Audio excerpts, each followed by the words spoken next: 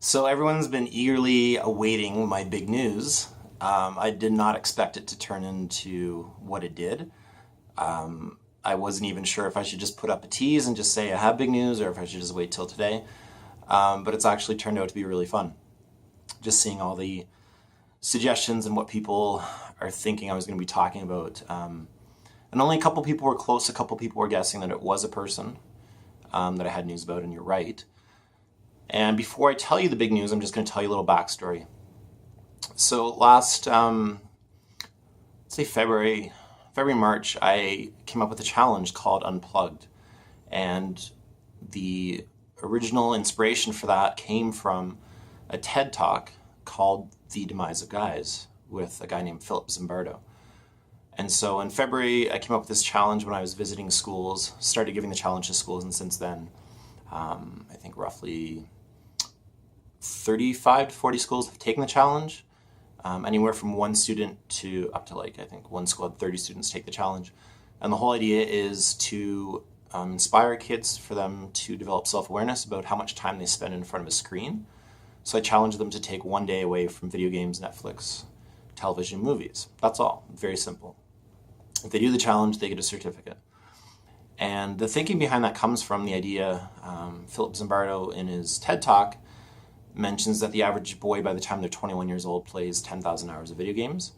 And Malcolm Gladwell in his book, I believe it's Outliers, talks about doing research with mastery of a skill and mentions the number 10,000. And so 10,000 hours is about 3 hours every day for 10 years. And the idea is that if you spend that much time on a skill, then you will be a master in the top 1%. So not everybody wants to be in the top 1%, that's fine. But the whole idea is if you want to be good at something, if you want to dedicate yourself to something, you need to do that every day. You need to put in time. And so a lot of these kids, especially boys who are spending time playing video games, they're not putting that time into a skill like reading, sports.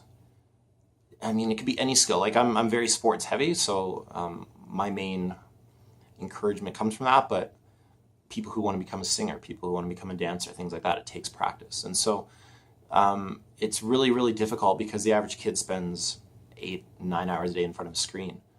And it's really tough to reach out to parents. And so if we can give the kids the tools to have that knowledge, then I think we'll be more successful. All of that being said, I've been trying to get a hold of and reach out to Philip for a while now. And it's the internet age. I should have done this earlier. I kept trying to call his office because I really wanted to talk to him on the phone. He's a professor of psychology at Stanford University and never got through. I mean, no one ever answered the phone. There was never an option to leave a voicemail, as you can imagine. And so yesterday I decided, well, you know what, I should just email him. The calling probably is not going to work. And I think part of it too is me getting to the point where I knew exactly what I wanted to say.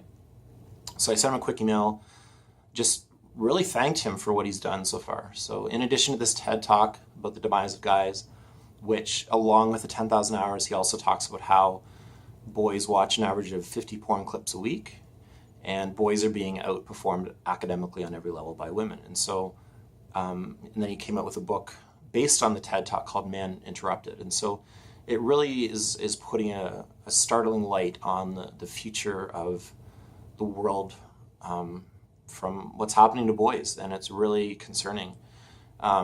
Video game companies don't care, pornography doesn't care, like it's a battle. And so that's part of what my project Unplug wants to do. And who better to reach out to than Philip? Just, for some advice, just asking him maybe some questions or, mentorship, things like that. So sent him an email yesterday, like I said, thanking him for what he's done and asking him if he wanted to be a part of Unplugged. And 2 hours later, he wrote back and he said yes. So my advisor, my first advisor, I guess, for Unplugged, he's part of the team now. He's agreed to be part of the team. He's very busy. He's also 83 years old. He was born in 1933. He's a past president of the American Psychological Association, and the famous 1971 Stanford prison experiment, that was his experiment. And so Very, very well known. He's been doing an incredible amount of research in this field. He also has a project called Heroic Imagination, or Hero Imagination. Just he's doing a lot of good for the world. He's putting a lot of really good stuff out there, and it's based on data, based on research. So that's what I really like about it, is it's not his opinion. This is what he's finding out. So he has agreed to come on as an advisor to Unplugg'd to ensure that the steps that I'm taking, the strategies that I'm developing, the planning that I'm doing is going to be effective in battling this and making sure that we do better for boys.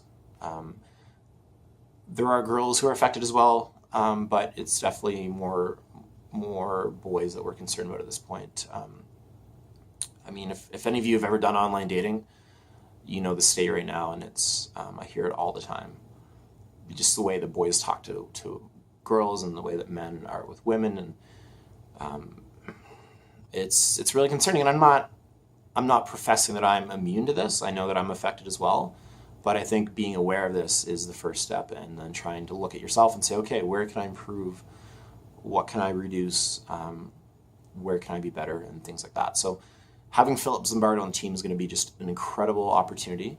God, like I just, yeah, it's just unreal for me at this moment still that he's agreed to do that. So the silhouette picture was Philip Zimbardo. So anyway, thank you for your patience. I know there's a lot of people who woke up this morning, and I'm 3 hours behind them, and they're like, tell me. So anyway, that's the news. And yeah, it was just really fun to have everyone putting their guesses in and trying to figure out what it was. And as you can see, Davey doesn't really care. He's pretty tired, as he always is. But anyway, hope you have a great day, and that's the news. So thank you.